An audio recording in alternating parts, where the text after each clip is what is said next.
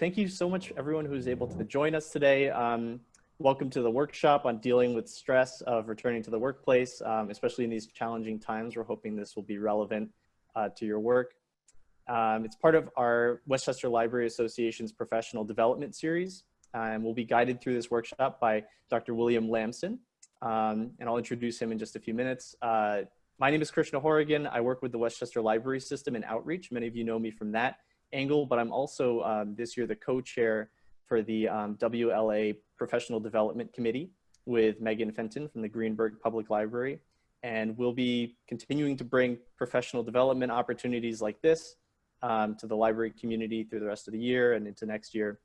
First, I want to take a moment to thank our incoming president, Giovanna Iannacci, and our vice president, Kim Stucku, who couldn't make it today, as well as our president emeritus, Elaine Provenzano, for helping to coordinate today's program. I also want to send a big thank you to Jenna Woods, Alyssa Kosowski, and of course, Dr. Lamson, all from the New York Presbyterian, for all of their contributions in setting up this workshop. And after today's presentation, each of you who are attending will be receiving a PDF for your continuing ed certificate. And there will be a space for you to fill in your name and to keep for your professional records. And it may seem early to start thinking about next year, but we want to remind everyone that there is a Westchester Library Association Professional Development Award, which is a reimbursement, a couple of reimbursement awards available to WLA members to pursue professional development opportunities like conferences, continuing ed courses. And we'll be sending out more information on applying for these awards in the coming months. And winners will be announced at our annual conference next spring. So without further delay, I want to introduce Dr. Lamson. He's a licensed clinical psychologist with expertise in cognitive behavioral therapy for adults and adolescents with anxiety and mood disorders. He specializes in exposure-based therapies for OCD, phobias, and social anxiety disorder. Dr. Lamson provides a variety of clinical services, including diagnostic evaluation, consultation, psychotherapy, and he also serves as an administrative and clinical supervisor for fellows in the outpatient department in the adult track. Dr. Lamson's research interests include framing effects in social anxiety, as well as the impact of character strengths and virtues. Dr. Lamson is an assistant professor of psychology in clinical psychiatry at Weill Cornell Medicine, and he's an assistant attending psychologist at New York Presbyterian, the Westchester Behavioral Health Center. So that's a that's a long intro, a very accomplished intro, but without any further delay, I'd like to hand it over to Dr. Lamson to begin our program. Oh, thank you so much. Thank you so much. Yes, it's quite a mouthful the way I had that written. So thank you all for joining today. I know that there's been a lot of issues with the storm and lack of cell service and power, so it's a Herculean effort to even be here today. So I really appreciate that. So we're going to be talking about today about returning to work, reducing anxiety, and just coping with the quarantine that we've been under and just the pandemic in general. So I think that I'm probably going to talk about this in three basic chunks. I want to talk a little bit about some background understanding anxiety, how our minds can kind of bias and exaggerate, which is already a significant risk, but how we can add to that. Talk about the difference between productive and unproductive worry, and the role of uncertainty in anxiety, which there's certainly quite a bit of right now. After that, I really want to talk about, like what can we do? Great, anxiety. Now what can we do about it? So this is about improving the moment. These are things that we can do at home. These are things that we can do at work to help bring down stress and help us cope. So that includes mindfulness. We'll be practicing diaphragmatic breathing, progressive muscle relaxation, and talking about making a plan to cope ahead, which is a great strategy to reduce anxiety. And then I want to kind of pull the camera back a little bit and talk about vulnerability factors. These are things that we can do every single day to reduce our vulnerability to anxiety, stress, low mood, depression. These include making sure that we're getting enough sleep, that we're not socially isolating, things that we can do, certain habits we can do to improve our mood, the way we eat. So I kind of want to talk about all of these, and at the end there will be some time for questions. So feel free to pop those into the chat box, and I'll do my best to get through them. Dr. Lamson, if I can interject, yeah. I think your volume is a little bit low on your output. Okay, maybe I should speak up. Is that better, or? I think it sounds a little bit better. Okay, I'm so sorry. Let me make sure that yeah, okay. Make sure I had that set up right. I'll just try to talk a bit louder. I don't know if I have a way to turn it up beyond that. That's coming through clear, yeah. Okay, all right, thank you for letting me know. So, in this pandemic, we're all in the same boat to a degree, right? A lot of us have been staying at home. A lot of us have already returned to work. A lot of us are going to be returning to work.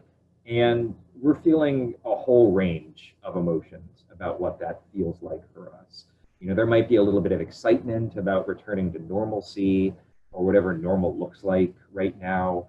But there's probably a good deal of worry, a good deal of sadness, a good deal of trepidation. And for those who have pre-existing anxiety, depression, what have you, in the past, these can really be triggering to reviving some of those conditions, right? So I just want to start off by saying there's no benchmark for how you should be feeling right now. There's no benchmark for how you should have been feeling during this pandemic. Everyone's responding to this differently, right? So it's important to recognize that whatever you're feeling, fear, anxiety, sadness, that's valid right now, right? And it's something that's really affecting you. So in this talk, I'm going to be offering some tips about maybe how we can reduce that or understand that a little bit better, right? But even just giving ourselves permission and validating the anxiety that we have right now is a really useful first step, okay? So anxiety is strongly related to uncertainty, right? Primarily uncertainty about the future. And when there's uncertainty about the future, human beings tend to worry about it, right? This worry is an intolerance of this uncertainty. It's a way for us to kind of solve the problem of uncertainty. And the problem is we can't, right? Worrying itself can't keep us safe. Worrying doesn't always lead to a better solution. And worrying can't help us control an uncontrollable or uncertain outcome, right? What it does is it makes us feel anxious, it makes us feel stressed, it takes up our time, and it takes us far away from habits that actually might be helpful to us. So, and the more that we worry, the more chronic that can become, and the more like worry kind of begets worry. So one of the first things that I wanna say is kind of letting go of this control, of this worry, trying to have a solution for every single possible scenario, and really focusing on what you can control is the first step of getting back your freedom, right?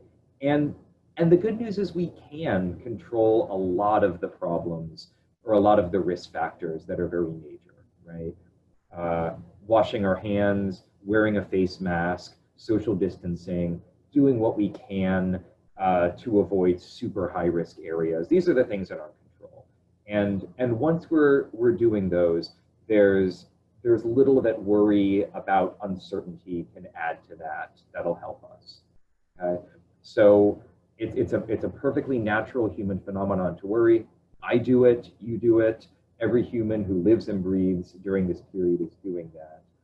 But I just want to advocate us recognizing, I'm going to talk more about this, what we are in control over again and what we're not in control over again, and focusing on that.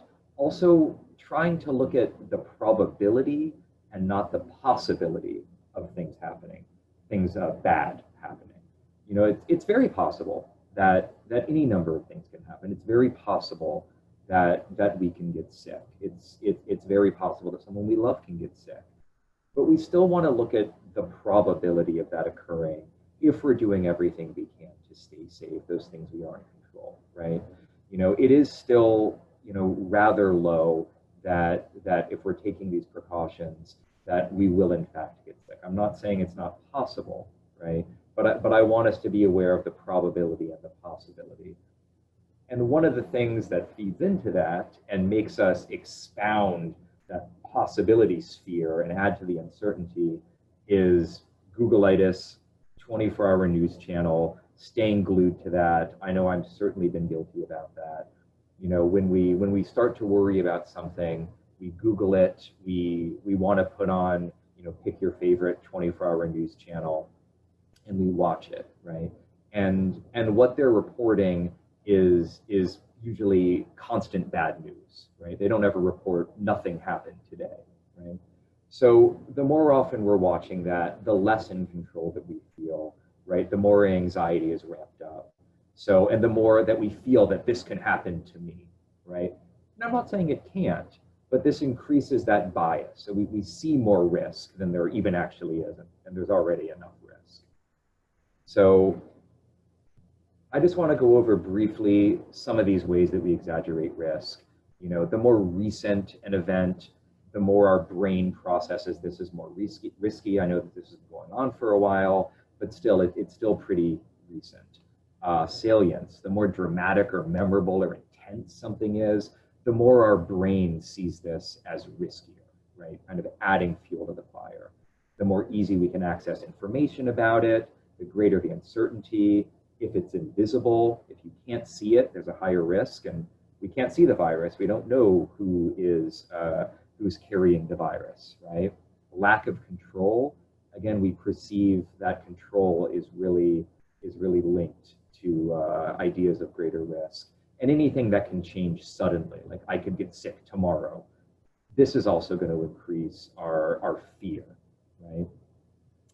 So, and lastly, just over a couple other points of bias that our brain likes to do when we're shifting into emotion mind, when we're shifting into worry mind or fear mind, are these cognitive distortions, right? These are unhelpful thinking patterns that we all do, right? Filtering, this is taking the negative details, magnifying them while filtering out all positive aspects. I know that I've been very guilty of this when I think about, you know, the last, 3-4 months is it now, dealing with this pandemic and thinking that this is all bad, this is never going to change, and not able to even remember that I still have had some good days. I still have had some things that I am grateful for during this time, rather than only focusing on the bad, right? It's taking both into account. Similar to the polarized thinking, all black, all white, all good, all bad. Catastrophizing, when we hear about a problem, we tend to think about what if, and think about the worst case scenarios occurring. This is where our mind immediately goes. And also, again, something, I've been guilty of all of these, the shoulds, right? This is what I should be doing. This is what they should be doing. This is how I should even be spending my free time, if I have any, during this pandemic. I should be reading more. I should be going to the gym. I should be eating better. And yes, all of that would be helpful, but constantly judging yourself for that and the shoulds is going to serve to just lower your mood even more. So one thing that's a very well-researched phenomenon in psychology is something called affective forecasting. And essentially what this is when we feel intense emotions, sadness, worry, anxiety, we predict our future emotions based on how we're feeling now. It's essentially we're kind of putting on anxiety glasses and looking into the future, and everything we see in the future is going to be scary and traumatic. We predict everything based on how we're feeling, right? And the good news is it's not true. And we're actually very, very bad about predicting how we're going to be feeling later on in the future. That's because we don't usually take into account things that might change. We don't take into account ways that we may be coping better. We don't take into account a number of things. We really only take into account this really strong emotional signal that we have, right? So, I mean, one way to track this, I do this with patients, and I've even tried this myself, you know, keeping track of your mood every hour of the day and see if the negative mood decreases or changes. See if there's any neutral moods or positive emotions going on in there. So you can really get a good sense of this. Am I feeling all bad? Am I all worried, right? You might surprise yourself. And I'm not saying that we're trying to deny danger or have a Pollyanna-ish view, just a completely rosy outcome. I just want to have and advocate a rational and helpful view, right? Not all positive, just realistic, taking into account the good and the bad. So what can we do right now, right? So these are some of the ways that even in a bad situation, our brains are kind of like primitive monkey brains in a way, can make it worse, right, by exaggerating risk. So as I said before, one of the first things that we can do is validate our anxiety. This is a difficult time for millions and millions of people concerned about the risk of infection.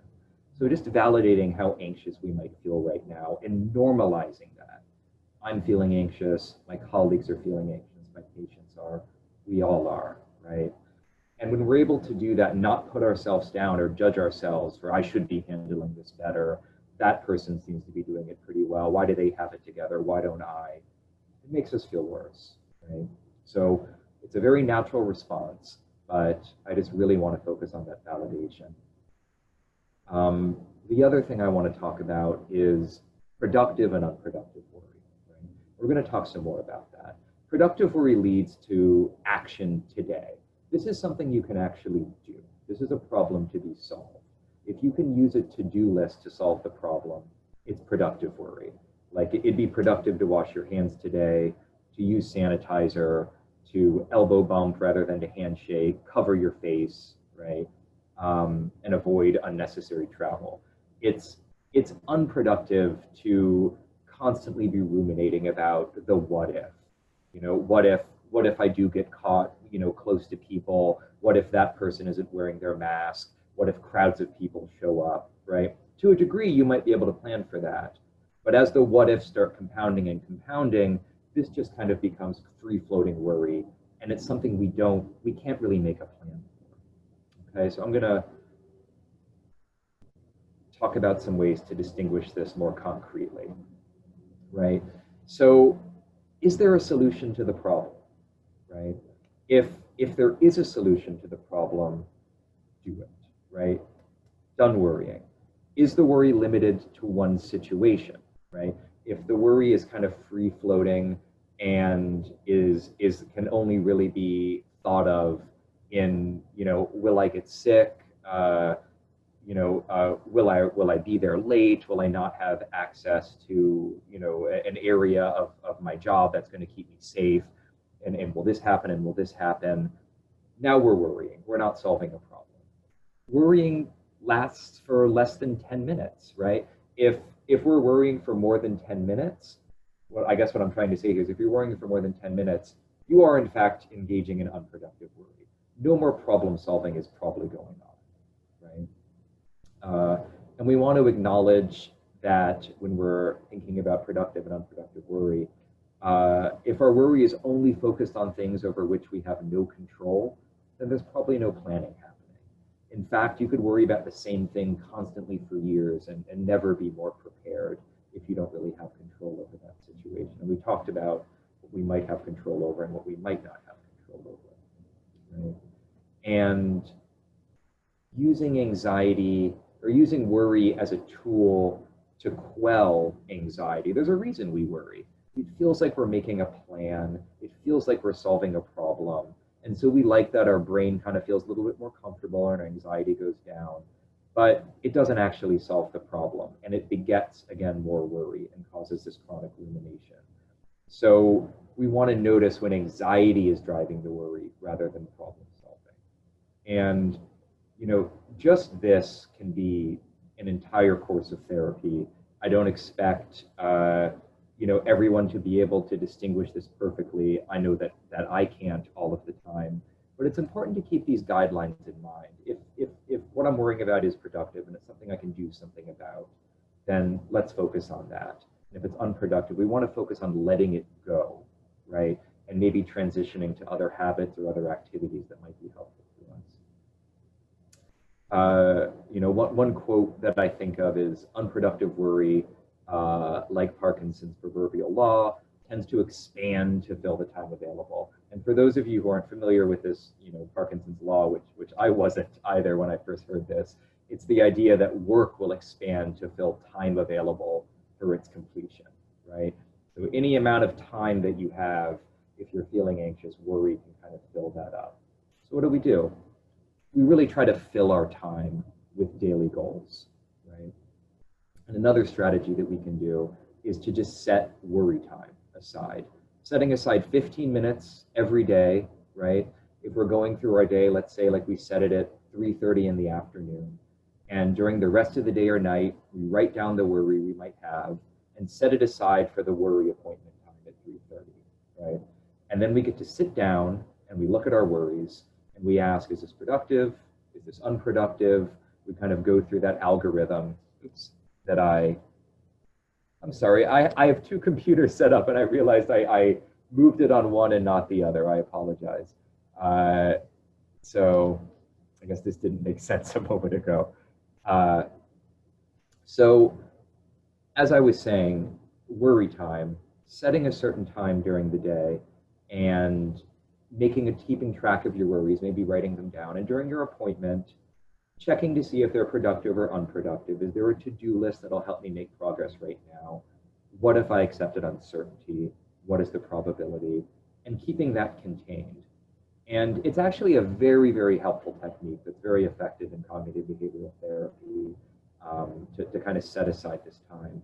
And the other, as I said, that because worry can just kind of take up your time and keeps us further away from things that might make us feel better, we really want to try the best that we can to have daily goals, especially during this very unstructured time during the pandemic, that, you know, we can really lose touch with things that are our values, our pleasurable activities and mastery activities. So making a schedule and trying to stick to it, right? With positive goals like exercise, seeing friends on Zoom, you know, trying to get some work done and pursuing any kind of valued action. So now I want to shift a little bit, as I said, to, you know, what can we actually do in the moment to alleviate anxiety? The rest, that first bit is a bit more academic. It's a bit more kind of understanding the role of worry and what can we do about that in our mind. This is bringing ourselves more into our body. So you might have heard of diaphragmatic breathing. It's one of the most effective ways to reduce anxiety in the moment. And diaphragmatic breathing essentially just means belly breathing, right? So what I'm going to ask everyone to do, if you can, the person on the picture here is laying down. You do not have to lay down. You can do this from a seated position. And just placing one hand on your chest and the other on your stomach. Right? Breathing in slowly. Breathing out slowly. And as you're breathing, I want you to be feeling your stomach, even if it feels a bit exaggerated, your stomach moving in and out. When we're breathing like that, we're using our diaphragm. And this is more of a deep breath. And this is something that will actually activate what is called our parasympathetic nervous system, our rest and digest nervous system, rather than our fight versus flight nervous system. It kind of tricks the body into relaxing. So keeping your hand there, maybe breathing in to the count of 3 fully, and breathing out to the count of 3 fully, feeling your stomach deflating, right?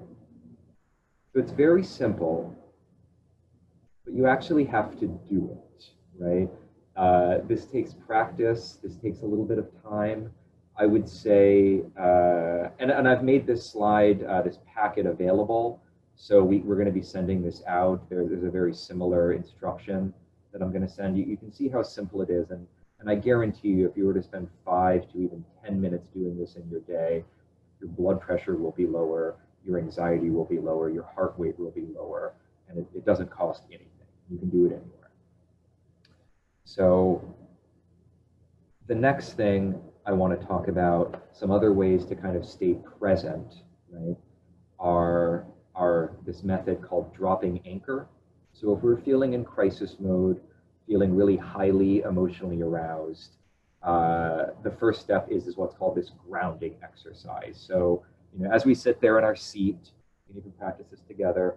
I want you to just kind of feel yourself pushing your feet like really firmly into the floor as we're sitting there, like feeling the ground beneath you, and sitting up straight in your chair, and just kind of notice how you're sitting, just feeling like much more rooted and grounded, right? Not like flopping over, just kind of sitting straight up, and just kind of noticing in this kind of grounded, rooted position, just noticing maybe 5 things that you can see.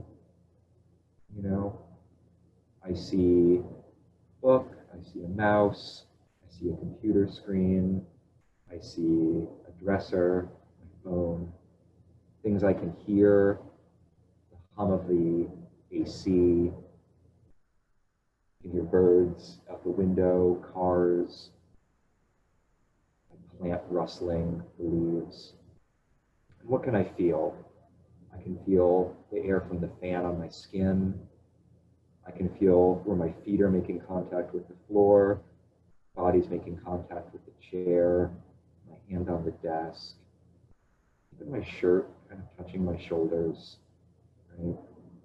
So, and also taking, as I said before, in the diaphragmatic mode, taking 10 breaths in this kind of rooted position. And again, if we're able to do this and focus less on our kind of internal anxiety, our uncertainty, and our fear in the moment, and focusing much more on the present, what do we see, what do we hear, what do we feel, it's a really effective way of taking us right to now. And right now, in this moment, right, there is no anxiety about the future, there's no sadness for the past, there's just now, right? And this is a mindfulness technique, right? And allows us to decouple from our present worries, right? And kind of give us a second to think. So this is something that I would also really advocate practicing. And as you see, it's deceptively simple, right? But we actually have to do it, not just know about it. So I would urge you all to kind of practice this a couple times a day. So when you need it, when you are feeling anxious at work or at home or in the car, wherever you are, you can actually tap into it. You've done this enough times that it's not like, what did that redheaded guy say to me on Zoom that I could barely hear? You'll actually have practiced it and be able to do it. So another technique that I want to work with you guys is progressive muscle relaxation. You might have heard of this before as well, right? So all this is allowing ourselves to notice the tension in our body when we're feeling anxiety, and the release of that tension, right, when anxiety is leaving. And you go through progressive muscle groups, progressive muscle relaxation, starting kind of with your arms or the top of your head, all the way down to the bottom of your feet, alternatingly strong tension and release. Okay, so let's try it together, and you'll see, hopefully, a bit of a reduction in tension during this. Okay, so the first thing we want to do is take our hands and forearms and kind of make a fist with both hands, really tight without hurting ourselves. Maybe so tight that it's shaking, and then release, letting it go, kind of feeling that kind of relaxed state. Right? Now we kind of want to make our upper arms and make kind of like muscle man kind of muscles there, and kind of tensing our whole arms up to our shoulders and letting it go. And again, like feeling that kind of tension draining out. And now with our forehead, kind of raising our eyebrows as high as they will go. We're all looking weird, but not judging each other, and kind of letting them go. Kind of noticing that tension kind of draining from our face. And now squeezing our eyes as tight as you can, feeling that around there, letting it go, that kind of relaxed state in your body. And now your mouth, opening it as wide as you can, as if you're yawning, letting it go, kind of feeling that kind of reduction in your jaw and your neck, pulling your shoulders up as high as they will go, almost putting them into your ears. letting them go, feeling that tension kind of drain away. Right? And now let's try our chest and our stomach, kind of squeezing our stomach and our chest as tight as we can, filling our lungs up with air, letting it go. Now we're going to do our legs kind of all at once. We're going to put our legs kind of out like we had our arms and squeezing them, or squeezing our butt, our upper legs, our lower legs, curling our toes if we can, and then letting it go. And again, feeling that tension. And I know I'm feeling a lot looser now, a lot more relaxed. I'm not really carrying that much in our body. And, you know, it's interesting to highlight, you know, talking about these kind of biases and the way our, you know, excuse me for saying, our kind of primitive monkey brain living in the modern world and dealing with real modern problems. It's very easy in some ways, just like we can be tripped into fear and anxiety, we can use these to trip ourselves, hack ourselves essentially into relaxation, right? Much like the diaphragmatic breathing, it activates that rest and digest system. This progressive muscle relaxation activates it as well. So no matter how we're feeling, if we do this, we're going to bring it down. Maybe not all the way, 10%, 20%, 30%, maybe more, right? And this is also, there's a script that I've also included that can be sent out to everyone as well. So you can practice this on your own. You don't have to remember kind of what I did. So I just want to kind of circle back to mindfulness. And I want to do maybe a brief 5-minute, like full mindfulness meditation, which is something you can do in the moment. You can do it on your headphones, in your car, at home, right? It's really something that'll sync us to the present moment. So it's an awareness process, not a thinking process. It's about openness and curiosity and just having a flexible attention, right? Not focusing on the past or the present, but focusing on the now. So we don't have to go over all of these, but these are all very well-researched aspects of mindfulness, right? Reduces rumination, this kind of worry, which we talked about, reducing stress, boosts memory, increasing focus, reducing fear modulation, even boosts our immune system. I mean, it reduces blood pressure, inflammation. It's wild. And these are all very, very well-researched phenomena. So this is kind of one of those 3 things that we can do for ourselves, just 5 minutes a day, that we can really benefit from greatly. So what I want to do is just spend maybe 5 or 6 minutes on a pretty simple mindfulness exercise. You can find free versions of this on YouTube. There's the Headspace app, which I've used quite a bit. There's a number of free apps that offer mindfulness right now. So this is pretty similar to what you might find on there, okay? So I want everyone to just, again, sitting in our chairs, with our feet flat on the floor, and our back straight, and either fix your eyes on a spot kind of in front of you, or you can close them. I prefer to close them. And I just want you to bring your attention to your breathing and observe it, not changing it, just observing your breathing, as if you're a curious scientist who's never encountered breathing before.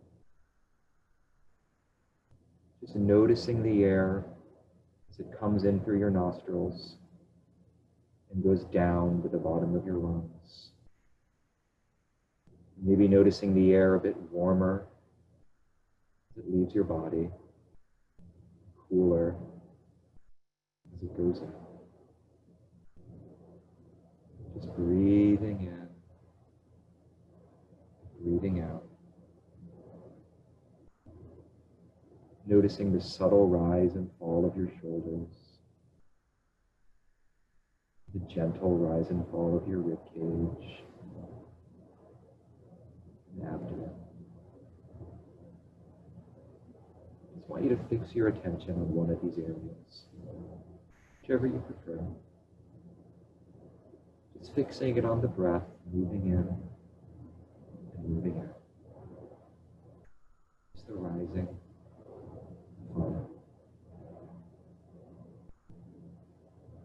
Notice noticing when your mind drifts to worry about after the presentation, to maybe what you were doing before the presentation. Maybe even thoughts, am I doing this right? This is boring. I don't like this. It's okay, these are all just thoughts. And just turning your attention back to the breath. Just breathing in, breathing out. Allowing your thoughts to come and to go as you please. Just like passing cars. Allowing them to fade off. Not becoming attached to any of them. Not judging yourself for having bad ones or good ones. Just breathing in, breathing out. Being fully present in this breath, in this breath. It's very normal to get distracted, normal to be resistant. Our minds are built to wander. Just every time it does, bring it back to the breath gently. Focusing on those sensations. Not going anywhere. Not doing anything. Just breathing. Just being.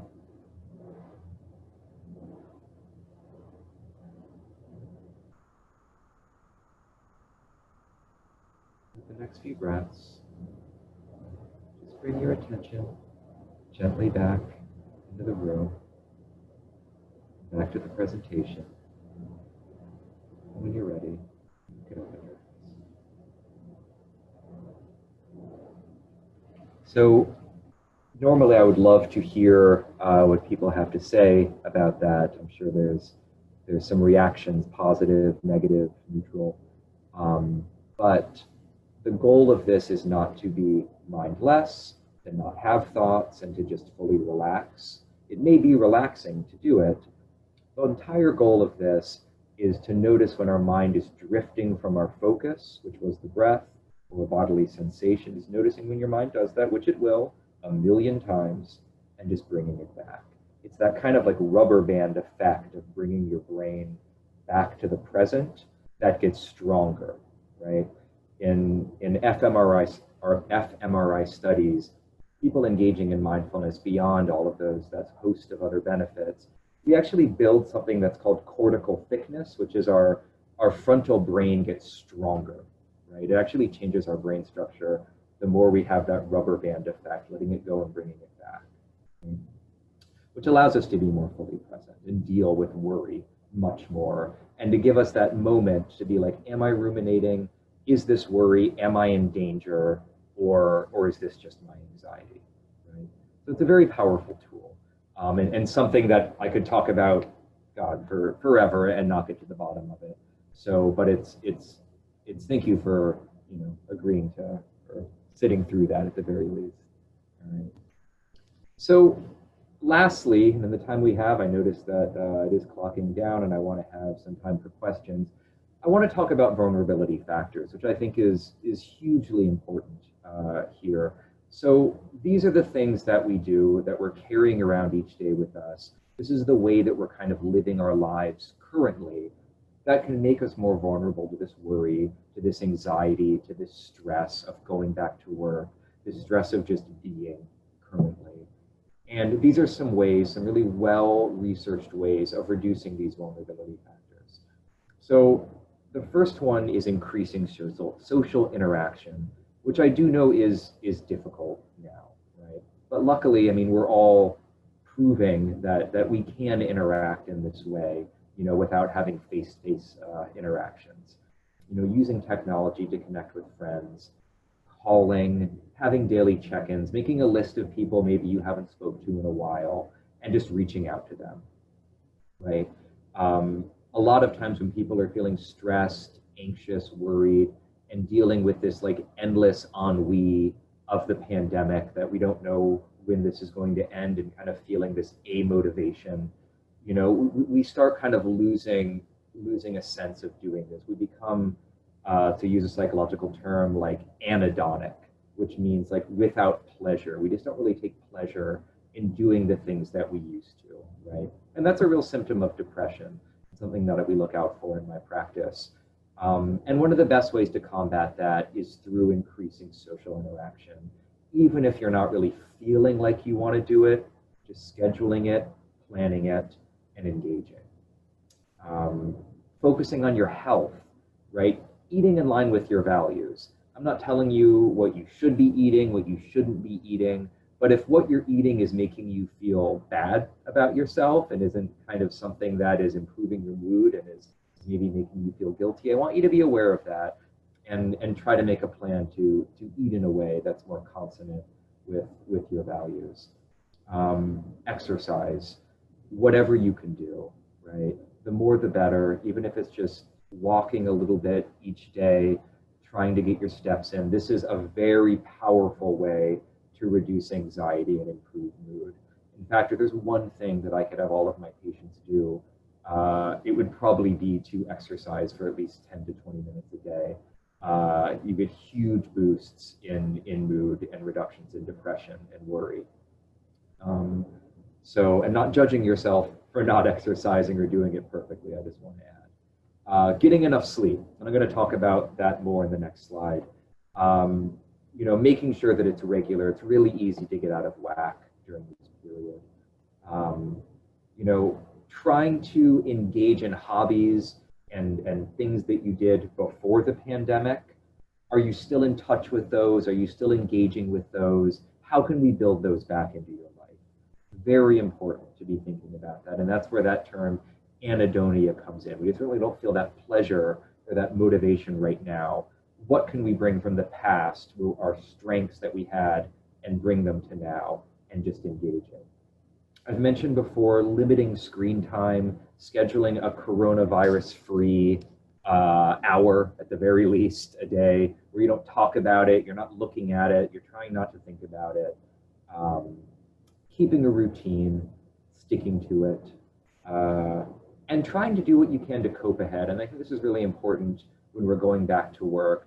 This is really us making a mental plan, not worrying, but making a mental plan about what it's going to be like for the day, kind of thinking about what realistic issues we might have when we're going back to work. Do I have my mask? You know, like, do I know what I have to do to stay safe, right? Kind of thinking about that. So when we're in that situation, we've already done the coping, and then we can just exist without having to kind of worry about it then. This is also included in the handouts. This is something called sleep hygiene. I use this a lot with patients who are experiencing insomnia. This is like the first line of defense. I myself use these quite a bit, and I find them very, very helpful in my life. I'm not going to go over each one due to lack of time, but it's really quite self-explanatory.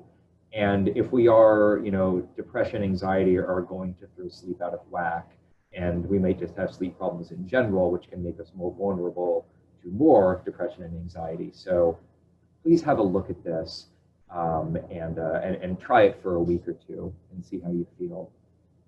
So, you know, talked about a lot. I feel like I tried to put quite a bit into this, maybe too much. So conclusions, paying attention to those vulnerability factors. What can I do to kind of make myself more bulletproof to these anxieties and fears as I kind of walk through the risky day? How can I improve the moment with relaxation? You know, if I feel myself getting really down or really stressed, do the breathing exercise, do the progressive muscle relaxation, trying to practice mindfulness at least once a day.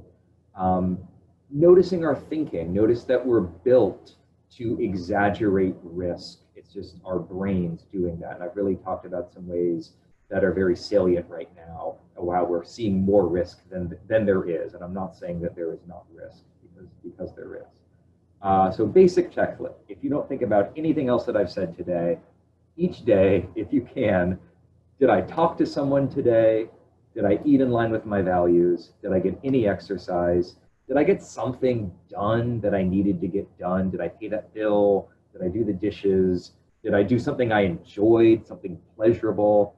And look, I don't get to hit every checkbox on this list every single day either. So I'm not telling you you have to do all of them, but I want you to have this little basic checklist in the back of your mind as you're going about your day. And these are some things practical ways we can reduce that anxiety and depression. Okay, so thank you for listening to me, and I just want to save a little bit of time for any questions you might have, or if I can be helpful in any way. Excellent. So participants, if you have questions, you can unmute yourself and ask them. If you don't have access to a microphone, you can just type them in the chat and we can read them out. We did have a question from earlier in the presentation from Elizabeth Graham. She said, do you have any relaxation techniques that don't rely on paying attention to the body, so to speak? For people with chronic pain, paying attention to the body or noticing your feelings can bring pain into focus, and this might not be helpful or relaxing. 100%. That's a really good point. There are some very effective ones. The guided imagery, which is something I didn't have time to get into, which if you type that into YouTube, and I think I can send some of those along. These are just kind of like MP3 files that these are kind of longer relaxation sort of odysseys that you listen to that can take you to a relaxing place or space, like the beach or walking through a forest by a lake. And the more realistic the guided imagery is, the more detailed it is, the more visceral they can make that, the writing, the better it is, and the more you can detach and decouple from the present moment and just kind of be there in kind of your safe, relaxing space.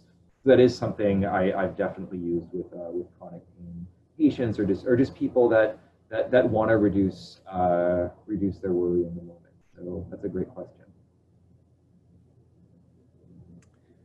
Here's a question from me. Do you have any tips on incorporating some of these techniques in the workplace without concerning your coworkers? Yeah, definitely. So, I think a lot of the things we can do, like talking about the vulnerability factors, these are things that we're doing on the back end. So when we do go to work, we're not going in kind of like rough and ragged from like our daily existence, right? That we're doing what we can to be able to deal with the present risk. So I think that alone is incredibly helpful. And things like doing a breathing exercise when you're at work, kind of spending a moment and just noticing your breathing, or just if your mind really starts wandering and you really start becoming afraid, noticing maybe the 5 things that I talked about, kind of focusing on like, what do I see? What do I feel? These are things that it's imperceptible to another person watching you. You might not want to do it in the middle of a conversation, but even that can bring yourself back if you really try to focus fully on what another person is saying to you. Really focusing on their words and not really being as much in your head is a really active way of engaging in mindfulness and kind of getting away from that worry, while also like increasing your comprehension of the other person. So sometimes we feel weird about or judge ourselves or feel like we will be judged for doing like relaxation techniques. But again, a lot of these can be done, people aren't going to see them. They can be done in the bathroom, in the car, while we're sitting. So yeah, I urge you to practice them, even and especially in the moment. Great, here's another one from the chat. How do you know when your anxiety has reached a point where you should seek out medical help? It's a good question. If your anxiety, look, we all feel anxiety. Anxiety is a basic emotion. Like we all feel sadness, like in our normal lives. But if the anxiety is coming to the point where it is interfering with your daily functioning, it's interfering with your relationships, like you're not able to go to work, you're not able to enjoy yourself, your friends are really noticing this, that's a point when you might want to talk to somebody about it, right? And see, I mean, we're, not to just talk about our practice, but we at NYP Westchester, our outpatient department. We are accepting patients and accept a wide range of insurances. There's also a number of providers in the area. And we're doing teletherapy currently, so it's really easy to connect. And if it's something that you're really worried about and it is interfering with daily functioning, that's really one of the major kind of litmus that we look for in diagnoses, then it may be worth talking to somebody. Okay, I think that's everything that we had in the chat. This is last call for questions. Otherwise, I have to say thank you, Dr. Lamson, for the wonderful presentation, and thank you everyone who was able to make it today, and anyone who's watching the recording. Okay. Thank you all for joining. I know it's been a difficult time, but I appreciate being able to share some of this with you. So I hope it was helpful. Okay, excellent. Everybody have a great day, and looking forward to a great weekend. All right. Stay safe. Bye, everyone.